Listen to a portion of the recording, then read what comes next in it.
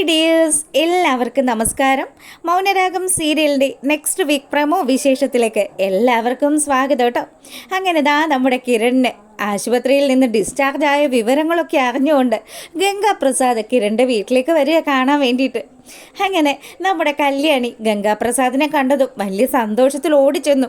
ജെറിയേട്ടനിപ്പോൾ വന്നതേ ഉള്ളൂ എന്ന് ചോദിക്കുമ്പം അതേ കല്യാണി, കിരണിനെ കാണണമെന്ന് തോന്നി. പിന്നെ എങ്ങനെയുണ്ട് ഇപ്പോൾ കിരണിന്? അങ്ങനെയൊക്കെ തന്നെയാണ് ജെറിയേട്ട. എന്തായാലും ജെറിയേട്ടനെ പോലെ നല്ലൊരു മനസ്സുള്ള ആൾ ആ സമയത്ത് സഹായിക്കാനുണ്ടായല്ലോ. ഇല്ലായിരുന്നെങ്കിൽ എൻ്റെ കിരണേട്ടൻ്റെ അവസ്ഥ എന്താകുമായിരുന്നു ആലോചിക്കാനേ പറ്റുന്നില്ല എന്നൊക്കെ പറഞ്ഞ് കല്യാണി ജെറിയെ കൂട്ടിക്കൊണ്ട് നമ്മുടെ കിരൺ കിടക്കുന്ന റൂമിലേക്ക് വരിക. ആ സമയമാണെങ്കിൽ കിരൺ ആരോ വരുന്നുണ്ടെന്ന് മനസ്സിലാക്കിയത് കൊണ്ട് തന്നെ അവൻ അവിടെ അങ്ങനെ സ്റ്റഡി ആയിട്ട് കിടക്കുക. അപ്പോൾ ഒരു ഓർമ്മയില്ലാത്ത രീതിയിലാണല്ലോ നമ്മുടെ കിരണിൻ്റെ കിടപ്പ്. അങ്ങനെ ജെറി നമ്മുടെ കിരണിൻ്റെ അടുത്തേക്ക് വന്നിട്ടാണെങ്കിലോ കിരണിനോട് ചോദിച്ചു, എന്നെ അറിയാവോ, എന്നെ ഓർമ്മ ഉണ്ടോ എന്നുള്ള രീതിയിലൊക്കെ സംസാരിക്കുമ്പോഴും കിരണാണെങ്കിൽ ഒന്നും മനസ്സിലാവാത്ത പോലെ അവിടെ നമ്മുടെ ജെറിക്ക് മുന്നിൽ അഭിനയിച്ച് തകർക്കുകയാണ്. പാവം, എത്ര നല്ല ചെറുപ്പക്കാരനായിരുന്നു. വളരെ ആക്റ്റീവായിട്ട് ഒരു 5 മിനിറ്റ് മാത്രമേ ഞാൻ അയാളോട് നല്ല രീതിയിൽ സംസാരിച്ചുള്ളൂ. ആ സമയത്ത് ഇങ്ങനെയുള്ള അപകടമൊക്കെ ഉണ്ടായത്. എനിക്ക് മറ്റൊരു കാര്യം കൂടി കല്യാണിയോട് സംസാരിക്കാനുണ്ട്. ഞാൻ വന്നത് എന്തിനാണെന്ന് കല്യാണിക്ക് അറിയാമല്ലോ. ഞാൻ ഈ നാട്ടിലേക്ക് വന്നത് തന്നെ എനിക്കിവിടെ കുറച്ച് സ്ഥലമുണ്ട്. അപ്പോൾ ആ സ്ഥലത്ത് ഒരു നല്ല വീട് കെട്ടി ഈ നാട്ടിൽ തന്നെ കൂടാൻ ആഗ്രഹിക്കുന്നത്. അതിനുവേണ്ടി ഞാൻ അന്വേഷിച്ചപ്പോൾ അറിഞ്ഞത് നിങ്ങളുടെ കമ്പനിയാണ് അത്യാവശ്യം നന്നായിട്ട് ബിൽഡിങ്ങുകളൊക്കെ ചെയ്ത് കൊടുക്കുന്നതെന്ന്. എന്തായാലും കിരൺ ഇപ്പോൾ ഇങ്ങനെയുള്ളൊരു അവസ്ഥയിൽ കിടക്കുമ്പം കല്യാണിയോട് ഞാൻ ചോദിക്കാൻ പാടുണ്ടോ എന്ന് അറിയില്ല. എന്നാലും കല്യാണി, എനിക്ക് വേണ്ടിയിട്ട് ഒരു വീട് വെക്കാനുള്ള കാര്യങ്ങൾ കല്യാണി ഒന്ന് ചെയ്തു തരുമോ എന്ന് ഗംഗാപ്രസാദ് ചോദിക്കുക. ഇത് കേട്ടതും കല്യാണി പറഞ്ഞു, അതിനെന്താ ജെറിയേട്ടാ, ഞങ്ങളുടെ ബിസിനസ് തന്നെ അതല്ലേ. ഇനിയിപ്പോൾ എന്തായാലും കിരണേറ്റിൻ്റെ കാര്യങ്ങളൊക്കെ ആലോചിച്ച് വിഷമിച്ചിരുന്നിട്ടും കാര്യമില്ല. അങ്ങനെ ഇവർ ഈ കാര്യങ്ങളൊക്കെ സംസാരിച്ചുകൊണ്ട് നിൽക്കുമ്പം നമ്മുടെ സരയുവാണെങ്കിൽ ശാരിയുടെ അടുത്തേക്ക് ചെന്നു. അതെ അമ്മേ, നമുക്കൊന്ന് അവനെ പോയി കാണണ്ടേ? ഇങ്ങനെ അങ്ങ് പോയാൽ എങ്ങനെയാണ് ശരിയാവുന്നത്? അവൻ അവിടെ കിടക്കുന്ന ആ ഒരു കാഴ്ച അതെനിക്ക് കാണണം അമ്മേ. എൻ്റെ മോളെ, നമ്മുടെ ജീവിതത്തിൽ ഒരുപാട് പ്രശ്നങ്ങളുണ്ട്. നീ അറിയാത്ത പല കാര്യങ്ങളും നിൻ്റെ ജീവിതത്തിലും സംഭവിക്കുന്നുണ്ട്. അപ്പം നമ്മുടെ സരയും ഒരു നിമിഷം ഇങ്ങനെ ആലോചിച്ചു കേട്ടോ, ഈ അമ്മ എന്താ ഇങ്ങനെയൊക്കെ പറയുന്നത്? അമ്മ മിക്കവാറും ഇങ്ങനെയുള്ള ചില കാര്യങ്ങളൊക്കെ പറഞ്ഞാണല്ലോ അവസാനിപ്പിക്കുന്നത്. എന്തായാലും സരയു നിർബന്ധം പിടിക്കുക, കിരണിനെ കണ്ടേ പറ്റുള്ളൂ. അങ്ങനെയാണെങ്കിൽ ശരി. പിന്നെ അറിയാലോ, അവിടെ ചെന്ന് ഈ സന്തോഷമൊക്കെ അവിടെ മുന്നിൽ പ്രകടിപ്പിച്ചു കഴിഞ്ഞാൽ ആ സേനൻ നമ്മളെ രണ്ടിനെയും വലിച്ചു കീറും. ആ കാര്യം എൻ്റെ മോള് മറക്കണ്ടെന്ന് പറഞ്ഞ് സരയുണിയും കൂട്ടിയിട്ട് കിരണിൻ്റെ അടുത്തേക്ക് വരിക. അപ്പോൾ ദീപയും അതുപോലെ നമ്മുടെ കല്യാണിയൊക്കെ ആണെങ്കിൽ നല്ല ദേഷ്യത്തിൽ നിൽക്കുക. നിങ്ങളെന്തിനാ ഇങ്ങോട്ട് വന്നതെന്ന് കല്യാണി സരയുനോട് ചോദിച്ചതും സരയു പറഞ്ഞു, എത്രയൊക്കെ വന്നാലും അവൻ എൻ്റെ ആൻറ്റിയുടെ മോനല്ലേ, അവനെ എനിക്ക് കാണണമെന്ന് തോന്നി. അതും ഈ അവസ്ഥയിൽ കിടക്കുമ്പം എന്തിനാ ചുമ്മാ വാശിയും വൈരാഗ്യമൊക്കെ വയ്ക്കുന്നത്?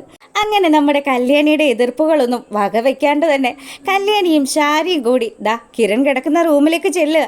അപ്പോൾ ദീപ ചെന്നിട്ട് പറയുന്നുണ്ട്, ഇവരോട് എത്ര പറഞ്ഞാലും മനസ്സിലാകില്ലല്ലോ. നിങ്ങളോടൊക്കെ ഞങ്ങൾ ഒരുപാട് തവണ പറഞ്ഞതല്ലേ. ഇവള് താരെ ആക്രമിച്ചപ്പോഴും അതുപോലെ എൻ്റെ കിരൺ മോനെ കൊല്ലാൻ നോക്കിയ സമയത്തും ഒക്കെ ഇവളോട് ഞങ്ങൾ എത്രമാത്രം ദേഷ്യപ്പെട്ടിട്ടുണ്ട്. എന്നിട്ട് അതൊന്നും മനസ്സിൽ വയ്ക്കാതെ അവളിപ്പോൾ നല്ല പിള്ള ചമഞ്ഞ് വന്നിരിക്കുക. നിനക്ക് എന്താണ് സരയു വേണ്ടതെന്ന് അമ്മ ചോദിക്കുമ്പോൾ നമ്മുടെ സരയു പറഞ്ഞു, അതെ, നിങ്ങൾ എന്തിനാ ചുമ്മാ കിടന്ന് പടയ്ക്കുന്നത്? ഞാൻ എൻ്റെ കസിനെ കാണാൻ വന്നതാ. അവനെ കണ്ടിട്ട് ഞാൻ അവിടുന്ന് പോയിക്കോളാന്ന് പറഞ്ഞു അവൾ കിരണിൻ്റെ അടുത്തേക്ക് ചെന്നു. അങ്ങനെ കിരണിൻ്റെ ആ കിടപ്പ് കണ്ട് നമ്മുടെ സരയു ആനന്ദിച്ച് നിൽക്കുക. അപ്പോൾ കല്യാണിക്കും അതുപോലെ ദീപയ്ക്കും ഒന്നും തീരെ ഇഷ്ടപ്പെടുന്നില്ല. കിരൺ നമ്മുടെ കല്യാണിയെ കണ്ണടിച്ച് കാണിക്കുക. അപ്പോൾ കല്യാണിക്ക് അറിയാം എന്തായാലും കിരൺ ഇതൊക്കെ ആസ്വദിക്കുന്നുണ്ട്. ഇവരെല്ലാവരും കുറച്ച് സമയത്തേക്കൊന്ന് സന്തോഷിച്ചോട്ടെ, ഇതാണ് നമ്മുടെ കിരണിൻ്റെ മനസ്സിലുള്ളത്. ഈ സമയമാണെങ്കിലോ കാർത്തിക നമ്മുടെ ഗംഗാപ്രസാദിനെ കണ്ട വിവരങ്ങളൊക്കെ പറയാൻ വേണ്ടിയിട്ട് അവരുടെ വീട്ടിലേക്ക് വരിക. അപ്പം സരയും അതുപോലെ ശാരിയും കൂടി നിൽക്കുന്നത് കാണുമ്പോൾ, അല്ല ഇവരെന്താ ഇവിടെ? ഒന്നും പറയണ്ട എൻ്റെ ചേച്ചി, ഇവരിവിടെ വന്നത് എന്തിനാണെന്നോ? എൻ്റെ കിരണേട്ടനെ കണ്ട് സന്തോഷിക്കാൻ വേണ്ടിയിട്ടാണ്. കിരണേട്ടനെ ഈ അവസ്ഥയിലാക്കിയത് ഇവളുടെ അച്ഛനും ഇവളും ഒക്കെ ചേർന്ന. എന്നിട്ട് ഒന്നും അറിയാത്തതുപോലെ അദ്ദേഹത്തിൻ്റെ മുന്നിൽ വന്ന് വേഷം കെട്ടെടുക്കുന്നു. ഇങ്ങനെയൊക്കെ കല്യാണി പറയുമ്പം നമ്മുടെ കാർത്തിക ചോദിച്ചു, നിനക്കൊന്നും വേറെ ഒരു പണിയില്ലേ, എന്തിനാ ഇങ്ങനെ വരുന്നതെന്ന് ചോദിച്ച് അവരോട് ദേഷ്യപ്പെടുമ്പോഴത്തേക്കിനും, അതെ നിന്നോട് സംസാരിക്കണമെന്നും ഞങ്ങൾ ആൾക്കാരല്ല എന്ന് പറഞ്ഞ് അവരവിടെ നിന്ന് പോവുക. പിന്നീട് കാർത്തിക വന്നത് എന്തിനാണെന്ന് ഉള്ള കാര്യം നമ്മുടെ കല്യാണിയോടും കിരണിനോടും സംസാരിച്ചു. അതെ, രണ്ടുപേരോടും എനിക്ക് സീക്രട്ടായിട്ടൊരു കാര്യം സംസാരിക്കാനുണ്ട്. ഞാൻ പറഞ്ഞില്ലേ എൻ്റെ ആങ്ങള അവൻ നാട്ടിലെത്തിയിട്ടുണ്ടെന്ന്, അവനെ ഞാനിന്ന് കണ്ടു. അവനെ കണ്ടെന്നോ? എന്തൊക്കെയാ കാർത്തിക ചേച്ചി ഈ പറയുന്നത്? അതേ മോളെ, അവനെ ഞാനിന്ന് കണ്ടു. അവൻ ഇന്ന് എന്നെ കണ്ടതും അമ്മയെക്കുറിച്ച് കൂടുതലും അന്വേഷിച്ചത് എനിക്ക് പേടിയാവുന്നുണ്ട്. അങ്ങനെയാണെങ്കിൽ ചേച്ചി കുറച്ച് ദിവസം ചേച്ചി ഞങ്ങളോടൊപ്പം ഇവിടെ താമസിച്ചോളാനായിട്ട് കല്യാണി പറയുക. അത് കേട്ടപ്പോഴും നമ്മുടെ കാർത്തികയ്ക്ക് വലിയ ആശ്വാസമൊന്നുമില്ല.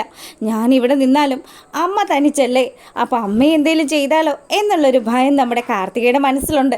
അങ്ങനെ അവർ ഈ കാര്യങ്ങളൊക്കെ സംസാരിച്ചു കൊണ്ട് നിൽക്കുന്ന സമയത്ത് പ്രകാശനും ബകാസുരനും ഒക്കെ കൂടി ഭയങ്കര ചർച്ചയാണ്.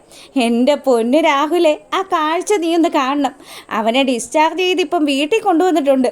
എന്തായാലും അവൻ ഇങ്ങനെ ഒരു അവസ്ഥ വന്നല്ലോ, എല്ലാം ആ മെനകെട്ടവള് ആ കല്യാണിയുടെ ആ ഒരു ജാതകദോഷമാണ്. അവനോട് ഞാൻ അന്നേ പറഞ്ഞതാ ആ കല്യാണിയെ കല്യാണം കഴിക്കരുതെന്ന്. അവൾ പിറന്ന അന്ന് മുതൽ എൻ്റെ വീട്ടിൽ കഷ്ടകാലം മാത്രമേ ഉണ്ടായിട്ടുള്ളൂ. പിന്നെ എൻ്റെ ഈ രാജകുമാരൻ പറഞ്ഞതിന് ശേഷമാണ് എനിക്ക് എന്തേലും ഒരു മേൽഗതി ഉണ്ടായത്. അതൊക്കെ ശരി തന്നെയാണെന്നുള്ള രീതിയിൽ രാഹുൽ നമ്മുടെ പ്രകാശനെ നോക്കി തലയാട്ടിക്കൊണ്ടിരിക്കുക. എന്തായാലും നമ്മളെല്ലാവരും പ്ലാൻ ചെയ്തതുപോലെ തന്നെ കാര്യങ്ങളൊക്കെ നടന്നില്ലേ രാഹുലെ? ആ സമയം നമ്മുടെ രാഹുലിനെ സരയു വിളിക്കുക. അങ്ങനെ മോളുടെ കോളാണല്ലോ, എന്തായാലും ഞാൻ അവളോടൊന്ന് സംസാരിച്ചിട്ട് വരാമെന്ന് പറഞ്ഞ് രാഹുൽ അപ്പുറത്തേക്ക് മാറി നിന്ന് ഫോൺ ചെയ്യാൻ തുടങ്ങിയതും സരയു പറഞ്ഞു, അച്ഛാ ഞാൻ ഇന്ന് കിരണിനെ പോയി കണ്ടു. എന്നിട്ട് എന്തായി മോളെ? അച്ഛാ, അവന് അനങ്ങാൻ പോലും പറ്റാത്ത അവസ്ഥയിൽ ആരെയും തന്നെ ഓർമ്മയില്ല. ഇത്രയും അധികം ശത്രുതയുള്ള എന്നെ അവൻ ഓർക്കണ്ടേ? അവൻ എന്നെ പോലും ഓർത്തില്ല. അതുകൊണ്ട് അവൻ ഇനി മടങ്ങി വരില്ല, ഇങ്ങനെ ജീവച്ഛവമായിട്ട് കിടക്കുകയുള്ളൂ. എൻ്റെ മോളെ, ഇതിങ്ങനെ ആയത് ഭാഗ്യമായി.